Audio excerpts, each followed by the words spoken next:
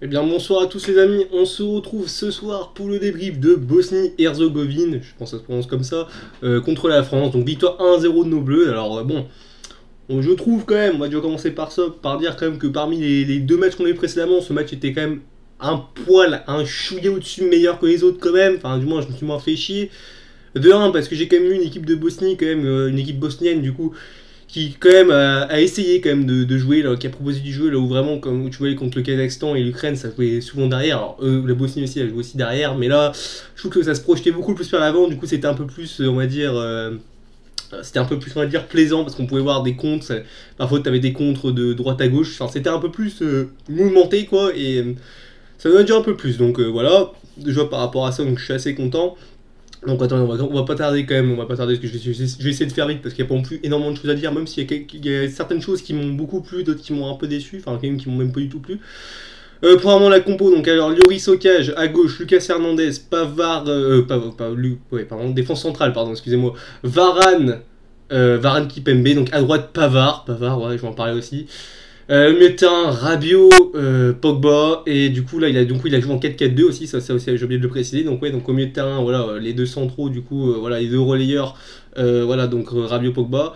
À gauche, Thomas Lemar, bon match de Thomas Lemar. À droite, si je ne m'abuse, c'était Coman, hein, il me semble. Et du coup, les deux attaquants de devant, Griezmann et Mbappé. Donc écoutez, déjà je trouve que le match, on commence vraiment pour moi assez mal ce match, parce que franchement les gars, on va pas se mentir, je trouve que la France était vraiment pas dedans et justement la France était pas dedans et et au contraire la Bosnie eux ils nous sont clairement rentrés dedans quoi. Vraiment au début on a vu alors même si bon au début de match voilà il y a eu ce hors-jeu imaginaire en effet de Kylian Mbappé, c'est vrai que enfin ce hors-jeu imaginaire Mbappé aurait dû Mbappé on va dire que aurait pu marquer un but, il a dû être validé. Bon écoutez, ça s'est pas vu, ça arrive, voilà, c'est pas un scandale, de toute façon encore une fois, je veux dire c'est la Bosnie en face, je veux dire, tu sais quand même que t'as deux occasions, même si je vais en parler un petit peu, parce que c'est quand même un truc où il y a un énorme problème dans. Même c'est quoi, je vais commencer par ça. Dans cette équipe de France, je trouve quand même, et ça c'est quand même un truc qui me. Autant qu'on n'ait pas de jeu, ça me saoule, tu vois, un petit peu, parce que bon, voilà, on se fait un peu chier, il faut le dire. Là, je suis assez content de retrouver Lyon, même si, on va pas se mentir, je suis pas sûr forcément qu'avec Lyon on retrouve du, football, du beau football.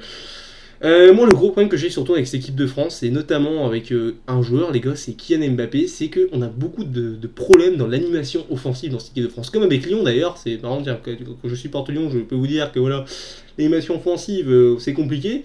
Mais là où c'est problématique plus avec l'équipe de France qu'avec l'Olympique Lyonnais, parce que je prends ça comme exemple, les gars, c'est que quand même, l'équipe de France, t'as quand même du monde devant. Quand même. Les joueurs que t'as, quand même, c'est tous des internationaux. Forcément, ton équipe de France junior, mais c'est tous des très bons joueurs, des internationaux qui sont, pour la plupart, je vais dire la plupart, titulaires dans leur club. Hein.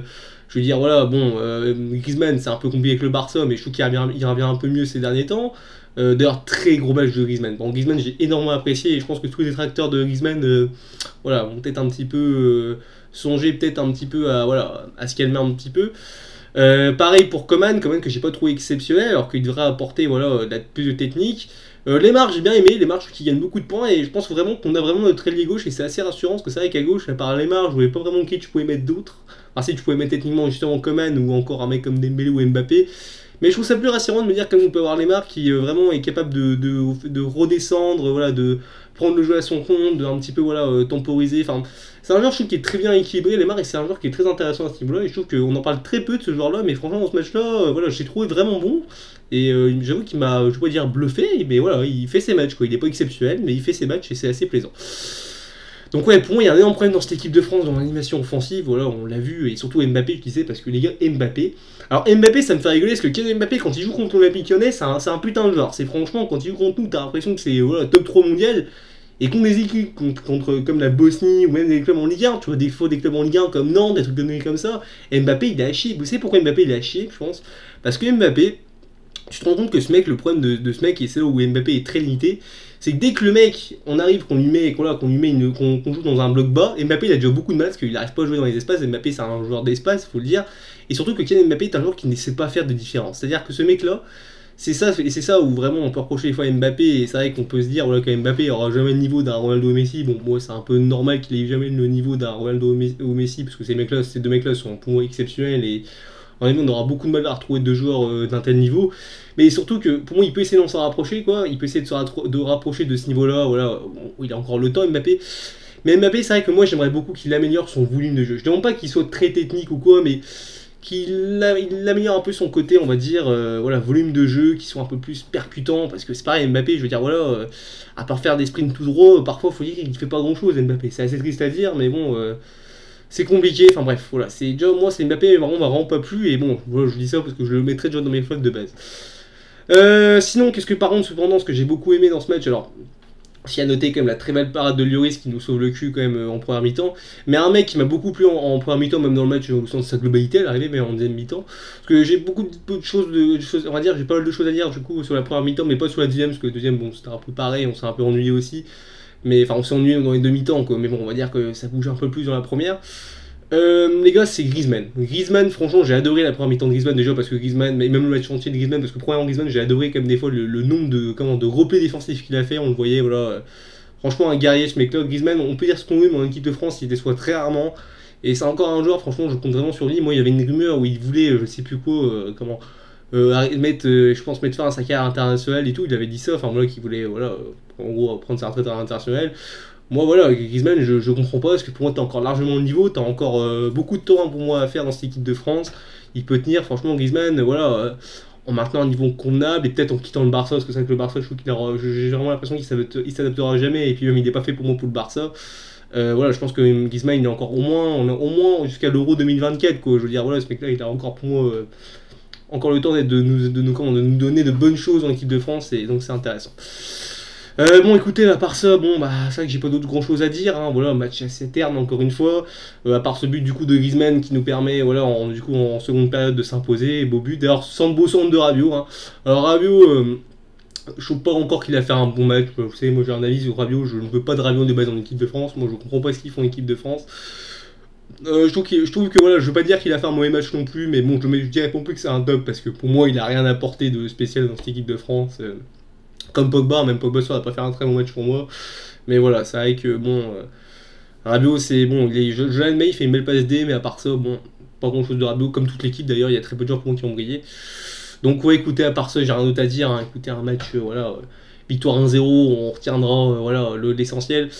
Alors moi, bien sûr, j'en sais tous et je suis quand même content qu'on retrouve un peu notre club. Bon après les gars, l'équipe de France, moi je le dis, je les attends vraiment, moi je m'en fous en fait qu'ils fassent leur match, voilà, qu'ils fassent des matchs de merde contre voilà, je sais pas la Bosnie, l'Ukraine, Kazakhstan, on s'en branle. Ce qui nous intéresse réellement pour moi c'est l'Euro 2021, j'espère au moins qu'on fera au moins, on ira au moins jusqu'en demi-finale, ce serait déjà bien pour les champions du monde, on a quand même un statut à respecter et puis je veux dire, ceux qui critiquent l'équipe de France, déjà j'aimerais déjà vous dire que généralement l'équipe de France on les critique toujours, voilà, voilà on a toujours été très critique avec l'équipe de France, mais au final l'équipe de France sur les on va dire, bah, justement les 4 dernières années, et bon on pourrait même dire peut-être hein, les 6 voire 7 dernières années, nous a rarement déçus, parce que pour moi, voilà, déjà 2018 t'es champion du monde, donc déjà t'as rien à dire à ce niveau-là, voilà, 2016 tu vas jusqu'en finale, alors c'est certes un euro, voilà, avec pas une équipe avec pas des équipes de haut niveau, mais j'ai envie de te dire, bon... quand tu viens de la partie du Portugal, enfin le tableau du Portugal, t'avais pas beaucoup de grosses équipes derrière, donc au final on a éliminé pour moi les meilleures équipes. Après voilà, on n'a pas eu de chance pour moi face au Portugal en finale. Et même 2014, je te dirais que 2014, bah tu regardes 2014, l'équipe de France, voilà, se fait sortir quand même face au champion du monde qui est l'Allemagne, et on sort sur le score de 1-0 seulement, on sort dignement. C'est pas comme les Brésiliens qui chez eux, juste derrière quand ils jouent l'Allemagne, ils se prennent 7-1. D'ailleurs en parlant de ça, de l'Allemagne d'ailleurs. Pareil, c'est aussi ça où je voulais rebondir, c'est qu'on critique beaucoup l'équipe de France, mais vous savez, je pense que vraiment, il faut quand même être objectif. Le football de sélection, il n'y a pas que l'équipe de France où vraiment le football de sélection est séduisant.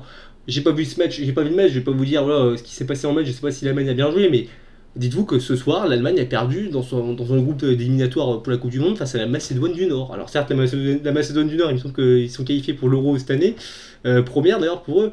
Mais je veux dire, ça prouve quand même que voilà, il n'y a pas que l'équipe de France qui pour moi ne produit pas forcément de beaux jeux. Moi personnellement, les Allemands, même l'Espagne, hein, c'est pas des équipes qui me transcendent. Franchement, pour l'Euro, moi l'équipe de France a largement ses chances.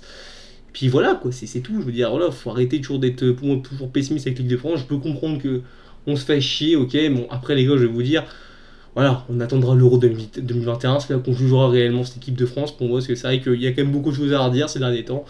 Mais moi je suis quand même confiant, parce que pour moi franchement je sais que l'équipe de France généralement, rappelez-vous en Nation League quand on a joué contre le Portugal, dès qu'on affronte vraiment les gros adversaires, c'est vraiment avec l'équipe de France au même niveau et c'est là où là pour moi il faudra vraiment les juger.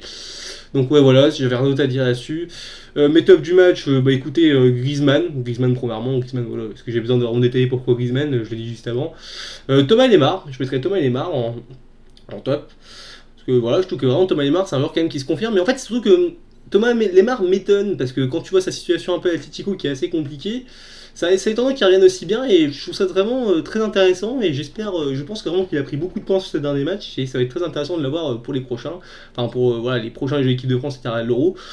Donc ouais, intéressant. Et en troisième top, alors du coup j'avais hésité entre Rabiot par rapport à sa passée, parce que par ça, bon, on va pas se mentir, les autres, pour moi personne n'a fait vraiment un bon match, hein. Limite on pourrait mettre toute le reste de l'équipe en flop, mais bon, je vais quand même mettre Lloris, parce que les gars, Lloris fait quand même un arrêt décisif, mais de rien, si tu prends ce but, c'est peut-être pas le même match. Donc ouais, moi vraiment, je dirais Lloris, ouais, en troisième top. Alors en flop, bah, je dirais Mbappé, parce que Mbappé, voilà, Mbappé, j'attends toujours plus de ce mec-là, hein. Mbappé, je veux dire, c'est censé être un mec quand même qui voilà, qui sait faire beaucoup de différences, qui voilà, avec Griezmann et on va dire ton joueur phare en équipe de France, avec bien sûr tous les 4 carrières, les Pogba et Kanté et tout. Mais c'est vrai qu'Mbappé, je le trouve très décevant en équipe de France, et bon, j'avoue que j'attends beaucoup plus, donc ouais, Mbappé.